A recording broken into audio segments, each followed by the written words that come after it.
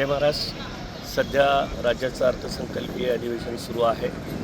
293च्या प्रस्तावावर बोलताना मी शेतकऱ्यांसाठी AIचं धोरण 2025 ते 29 राज्य सरकार आणत आहे, परंतु आत्महत्याग्रस्त शेतकऱ्यांसाठी ज्या आत्महत्या गेल्या वर्षभरामध्ये जवळपास 800 आत्महत्या झालेल्या आहेत, अशा शेतकऱ्यांसाठी कायमस्वरूपीच्या ठोस उपाययोजना कराव्यात अशी मागणी त्या ठिकाणी केली. त्यामध्ये प्रामुख्यानं मी मागणी केली की ज्या पद्धतीनं प्रकल्पग्रस्तांना नोकऱ्यांमध्ये आरक्षण आहे, त्याच पद्धतीनं आत्महत्याग्रस्त शेतकऱ्याच्या कुटुंबातील एका शेतकऱ्याला कायमस्वरूपी शासकीय नोकरीमध्ये समायोजन त्यांचं करून त्यांना एक पद्धतीनं आर्थिक स्थैर्य देता येईल का, ही मागणी मी त्या ठिकाणी केली. त्याच पद्धतीनं कृषी विषयाचा अभ्यास शालेय स्तरावरून सुरू करावा, ज्याचा उपयोग विद्यार्थ्यांना भावी जीवनामध्ये शेती करताना होईल आणि याचाही देखील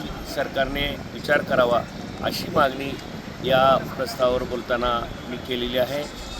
आपल्या माध्यमातून ही माझी विनंती सरकारला असेल की या दोन गोष्टी म्हणजे आत्महत्याग्रस्त शेतकऱ्यांना कायमस्वरूपी आर्थिक स्थैर्य देणं आणि कृषी विषयाचा शालेय अभ्यासक्रमामध्ये समावेश करणं, या मागण्या आपल्या माध्यमातून देखील मी सरकारकडे मांडत आहे. धन्यवाद. जय हिंद, जय महाराष्ट्र.